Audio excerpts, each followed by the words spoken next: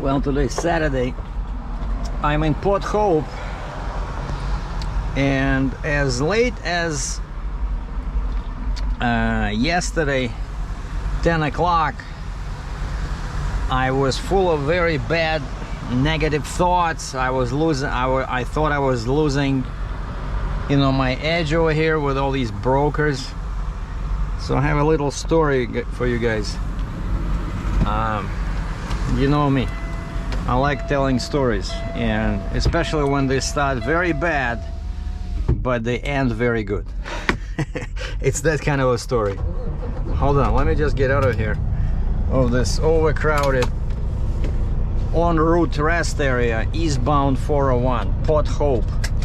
Port Hope. Average fuel mileage until now was 56.9, 56 liters per 100 kilometers. I'm guessing it's somewhere around 3.5, 4 miles a gallon US. Okay, lights on, air conditioning, auto. My route is there, and I'm 350 kilometers, or roughly 300 miles, maybe a bit less. No, wait, 350, that's what, 180 plus 30, 210. 210 miles away from Ottawa. But basically, I crossed the border on Thursday, right? And the first truck stop is in Niagara-on-the-Lake. And I told the guy, I told my broker, I said,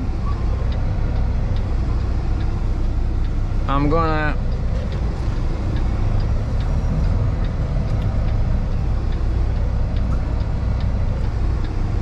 like this guy to my right, this guy to my left, and I'm supposed to yield to all of these guys.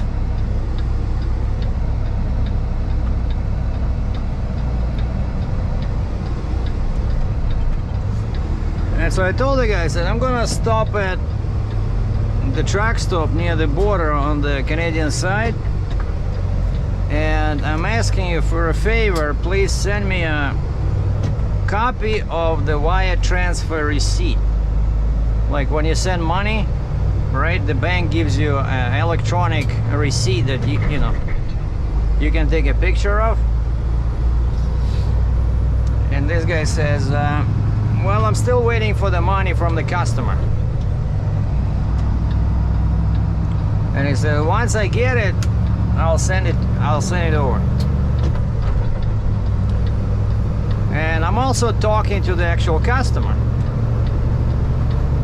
And the customer says, well, we sent 50%. And then on the next day, which is the day before Thursday, he says, we sent the other 50%. So they paid, according to them, they paid the broker's fee in full. And of course, it's a bit more than what he owes me. Of course, that's normal. That's how brokers make money, right? But at 6 o'clock Thursday, I emailed the broker again. He says, no, I still don't have the money in my account. And so I call the customer, his customer, the guy who bought this machine, right? And I sent him a copy, and I said, this is 6 o'clock, he still doesn't have your money.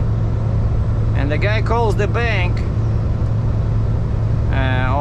where the broker's account is, where he sent the money, and the bank says the money was credited to the account at 2 p.m. Thursday. And after this, the broker disappears. We try calling him, leave messages, he doesn't pick up the phone. I send him a couple of emails, nothing. So it looked very bad. Very bad. So then Friday morning rolls in, or rolls around, and I talked to the customer. I said, what are we supposed to do? I said, why did you pay him the entire money up front, right? We should have insisted on you pay me COD.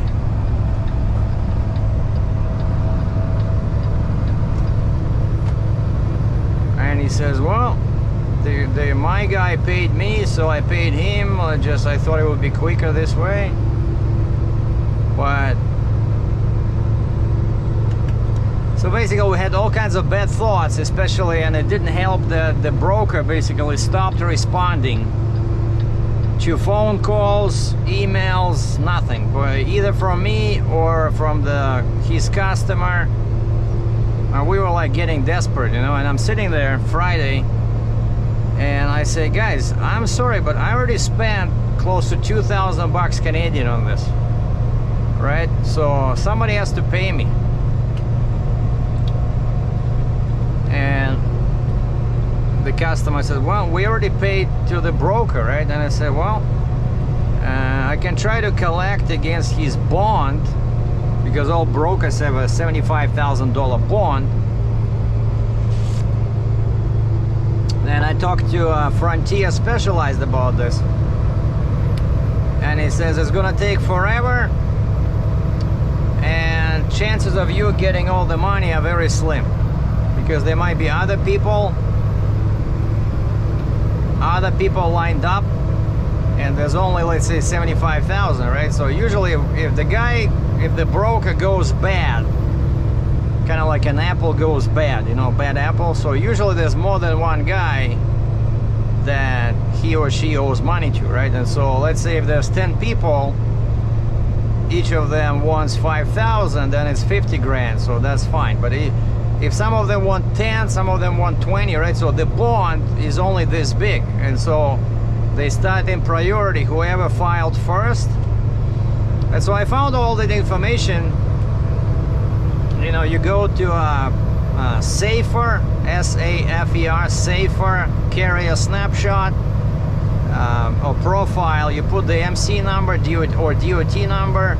You see the snapshot of the company, in this case the broker, and then you click at top right corner, it says insurance licensing. You click on that, and you see the provider, and you see his bond. You can check for revocations or problems with insurance, pending cancellation, nothing. In this case, everything looks good with this guy. I don't see any problems in the past. And then Friday, I think, my last email was after, you know, we couldn't get in touch, and everything seemed bad, and I was asking the customer to pay me at least something, and they, of course, they were not very happy about that.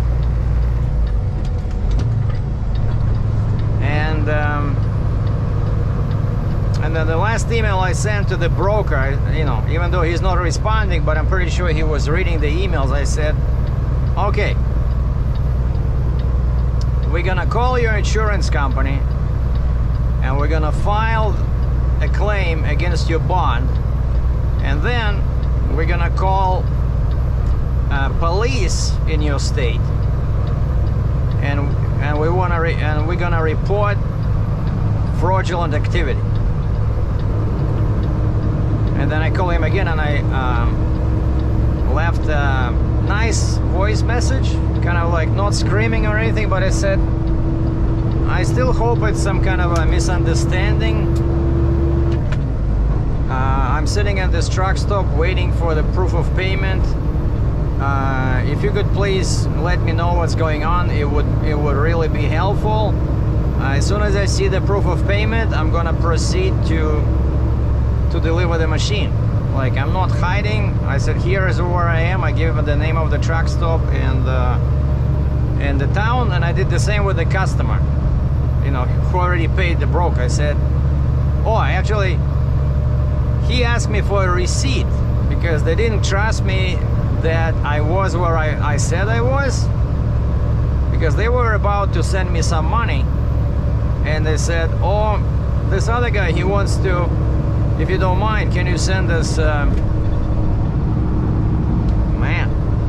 can you send us a copy of a receipt or something that you bought from the truck stop? I said, what, you don't trust me that I'm in Niagara-on-the-Lake? And they said, well, if you could write us an email saying that once we pay you, you're gonna deliver and stuff like that. But he says, we want to make sure you're in Niagara-on-the-Lake and not trucking somewhere toward Alberta, where, you know. So basically, the trust is gone. Now we have, before we were talking fine with the customer, we are like buddies, right? But then, of course, once the financial issues happen, you know, buddies turn on each other, so now they're asking for proof of. I said, okay. I said, hey, I bought a shower in the morning, and so I have that receipt because it's tax deductible, right? And so I only keep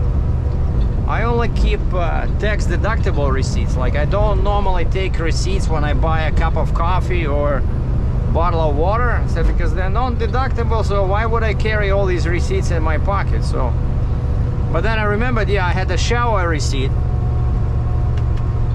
and so I sent them that, and that showed my location. And but it's like, it felt really bad. Like, you know, now they think I'm the criminal. I'm together with this broker trying to rip them off of some money.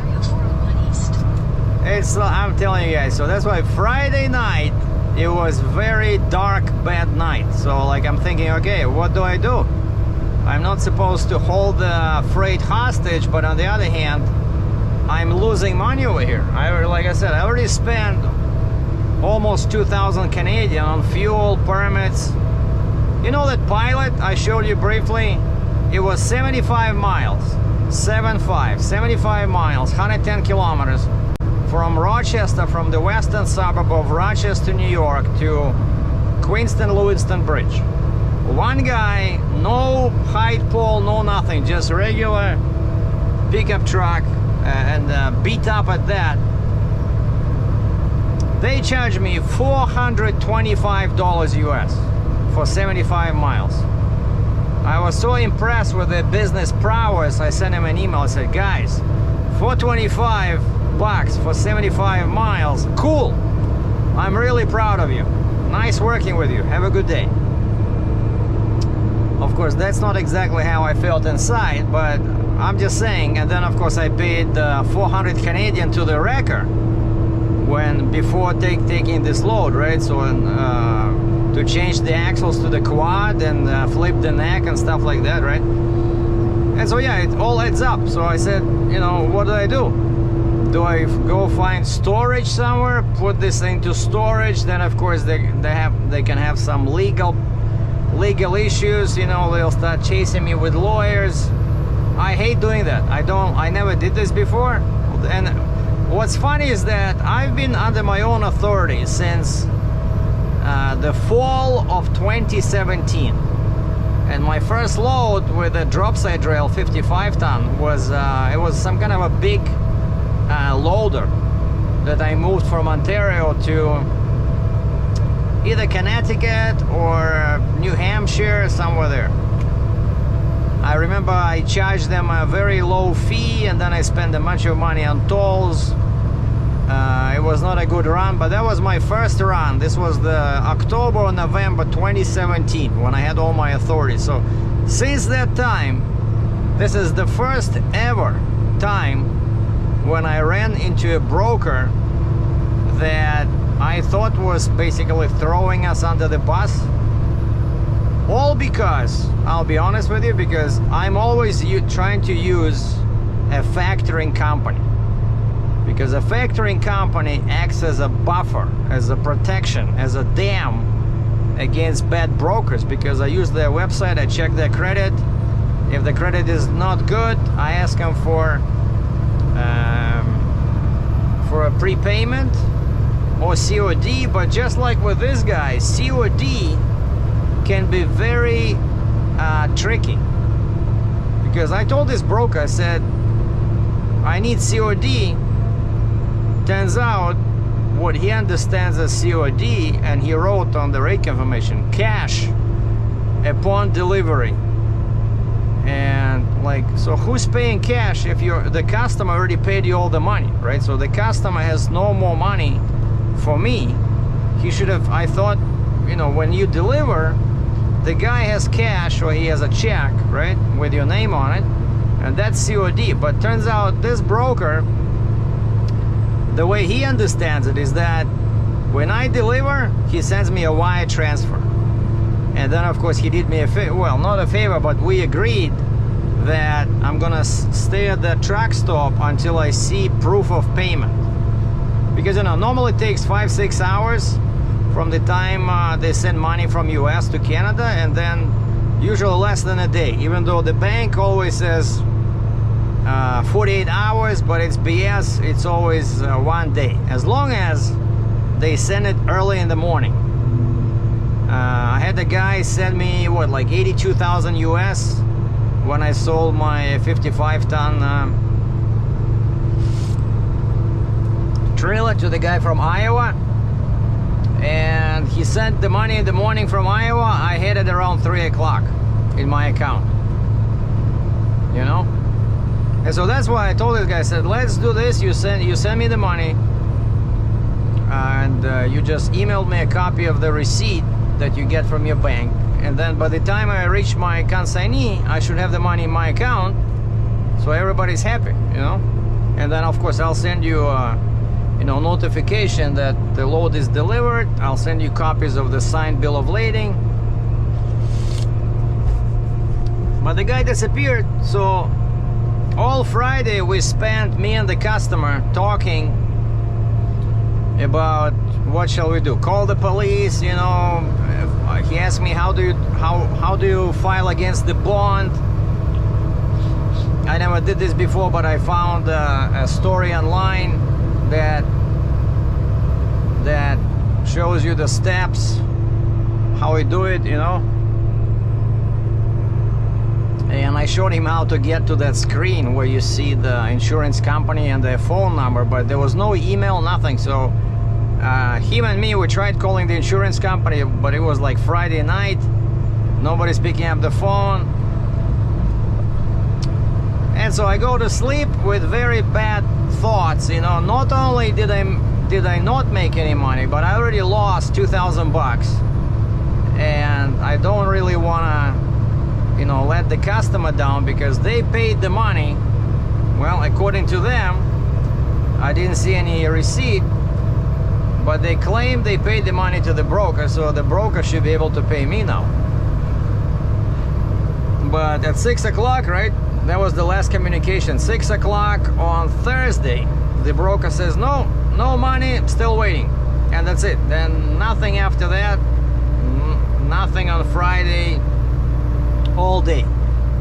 And so I go to sleep, I toss and turn, and usually I turn off my phone. I just switch it into the airplane mode. But this time I decided to keep it on. And since the customer was, expressing some doubts as to where, I'm located, like about the doubts about the sincerity of my intentions when I ask him for the money, so I keep popping up my head, I'm lying on the bed, I keep popping up my head to see in the front, thinking maybe they're gonna send cops, or they're gonna send a wrecker, try to tow me, I don't know, like basically I'm telling you, like the night dragged forever. I felt like a criminal. The broker disappeared. The customer was turning against me. And then 3:30 I decided to pick up the phone just to check the time, like what's the time, and I click on the inbox, and sometimes the email doesn't arrive until you click on the inbox, so it refreshes. And I don't see any new messages, but I click on the inbox anyway, and so on my Gmail app, and I hear a couple of notification sounds, and I see I have 2 emails, and both of them are from the broker. I'm like, wait, what? And I look at the timestamp.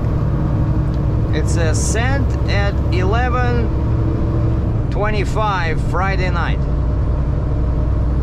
and there's nothing in the email, nothing in the subject. Well, the subject line says resolution, which was the subject line of my email. because I sent him that message. I said, we're gonna call the insurance company, we're gonna file against your bond, we're gonna call the cops.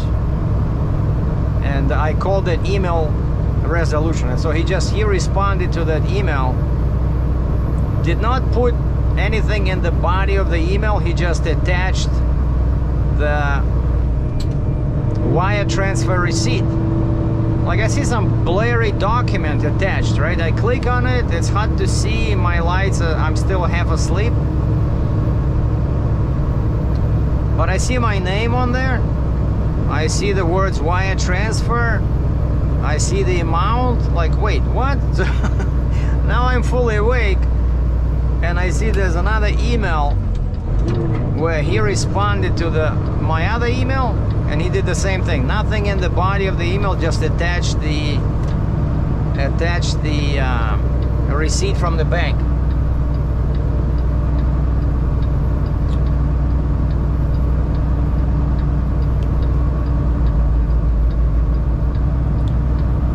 And the same thing,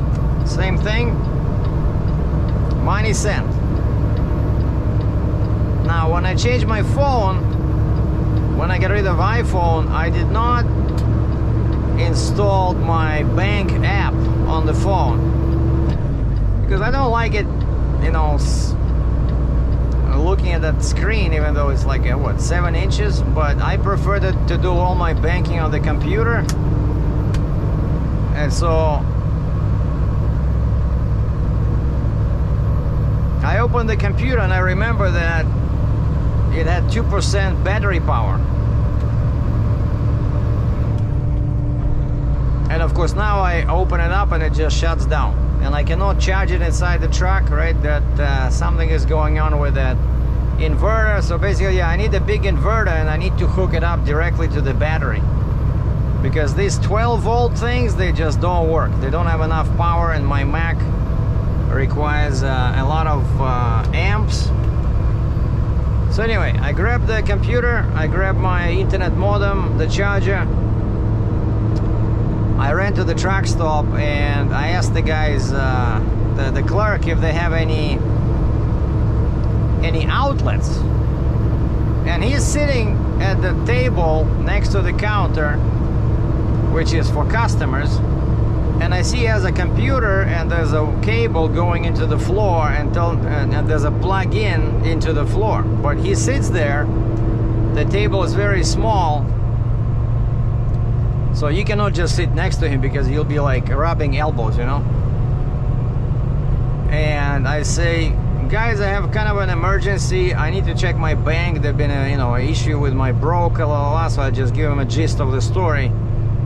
And the guy says, no, there's no more outlets over here. I said, can I go inside the restaurant? Is the restaurant open? He says, no, it's closed, but there's no door, but it's all dark. And I said, I know there's an outlet right there at the first table. And the truck stop guy looks at me, he says, no, you cannot go in. I said, well, there should be at least something somewhere here. Just, I'll sit on the floor. I just need to charge my computer so I can check the website for my bank to make sure the payment is there. Can you help me out? And the guy says, well, there's one in the hallway. So like the long corridor between the exit door and the actual truck stop, you know, the room where all the displays are and stuff for sale. So I go there, sure enough, there's an outlet, but of course no chairs, no nothing. So I squat down, I plug in my computer, I open the lid, it starts charging at like 1%. And it's already like 4:15 in the morning. Boy, and I got a cup of coffee from the guy. And so I go to my bank's website, I click on my US dollar account, boom. The entire amount is there, except the wire transfer fee. So they charge him $40. And I told him before, I said, because you know sometimes brokers are not willing to do wire transfers. That's why, because it's like $40. What is that?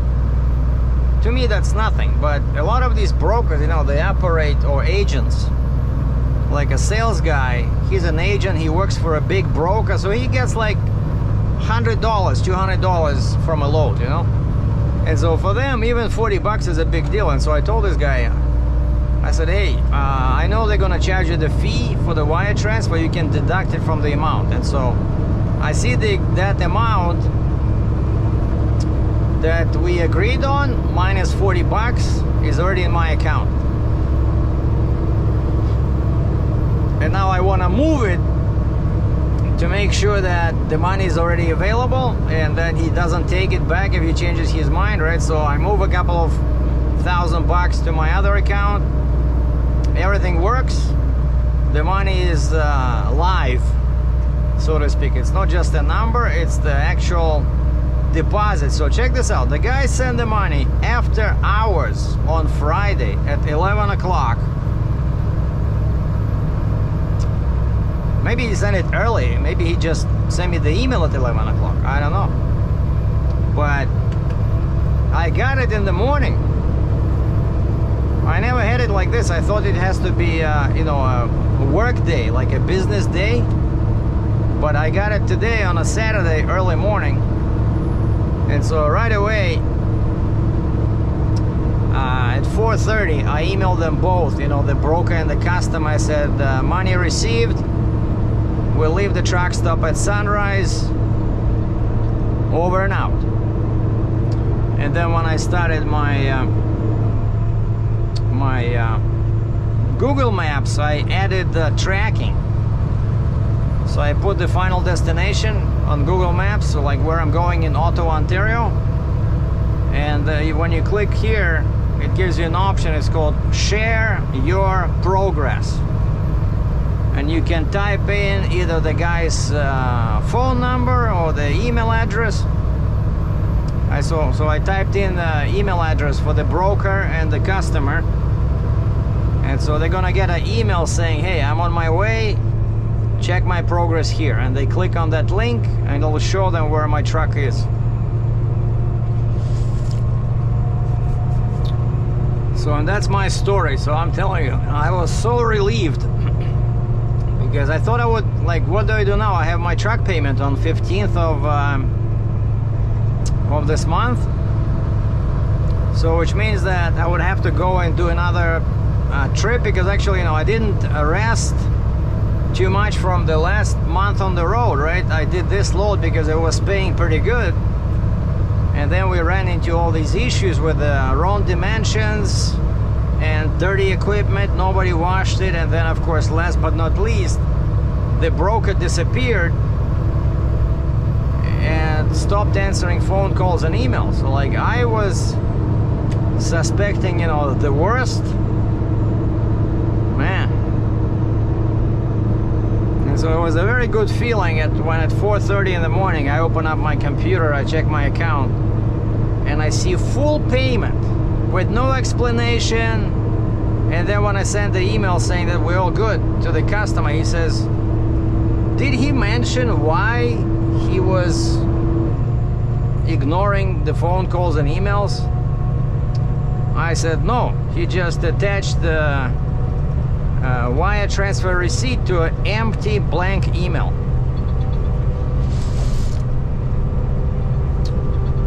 So I don't know what the story with this guy was, but he paid me, we all good. And I checked the height of the load a few times. I'm definitely under 14. I'm like 13.8, 13.9, you know. And I'm about just under 12 wide. And the timbers on the front are still there. They're not crushed. I was afraid the machine will crush them and then fall down, and then of course the rear would become too tall, 13 plus the trailer. But no, so far so good, because just like the guy said, the rear of this machine, like towards the trailer, it's actually light because there's a chamber there, right? It's all metal, of course, but a big metal frame, but it's all a chamber. The biggest weight is over here facing me, because that's where the engine is. And so the part that sits on the blocks, it's the lightest part of the machine. So I really got lucky with this, you know, that I never loaded like this.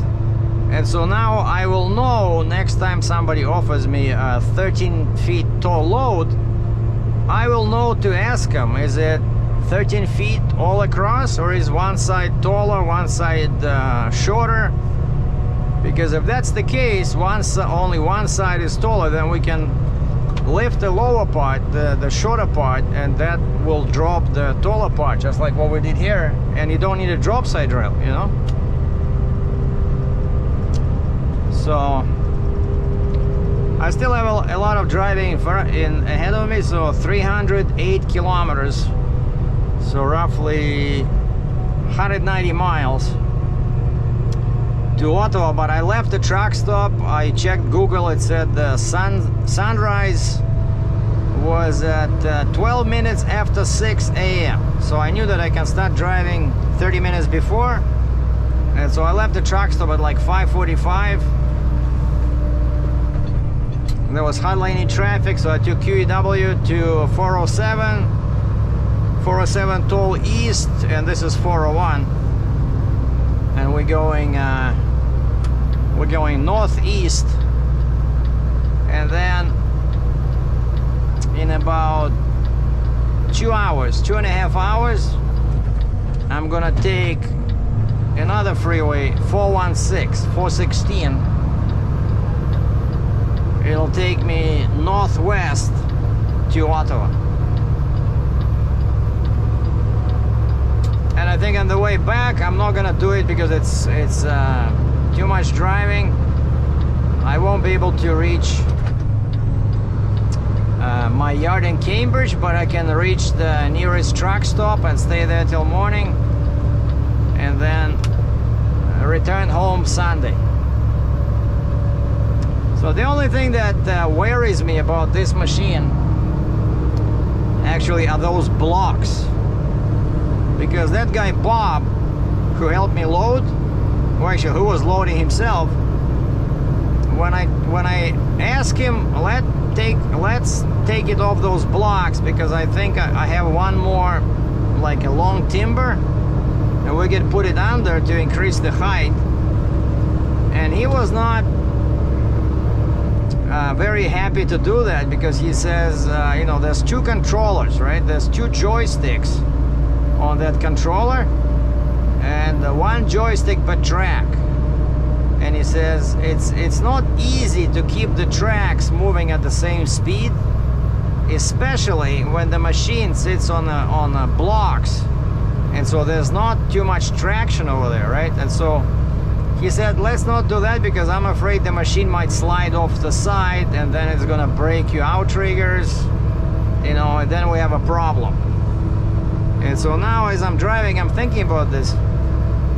Like, how are we gonna unload this thing if it starts doing this and it sits on blocks?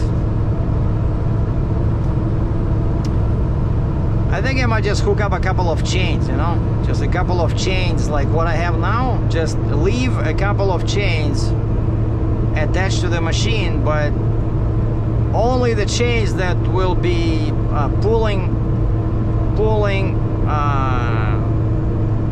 which way? This way, you know, so pulling towards the truck, so that when the machine starts moving, those chains at first will help steady the machine, but also when it goes a bit more, the chains will be loose, and then we can take them off. I think it's a good idea, because I'm really afraid. I saw how these things start going like this, and somebody's supposed to meet me over there,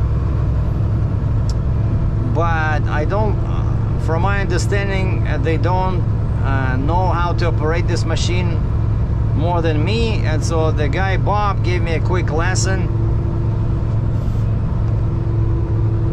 on how to, the most difficult part, how to pair that wireless remote with the machine. Because you can still operate the machine from the panel, like there's a panel inside and there's switches there, the same joysticks, but then you have to walk right next to the machine, which is not very safe. You know, what if it goes sideways, right? It just kills you. Whereas if you activate the joystick, you can be, you know, like 3 meters, 10 feet away.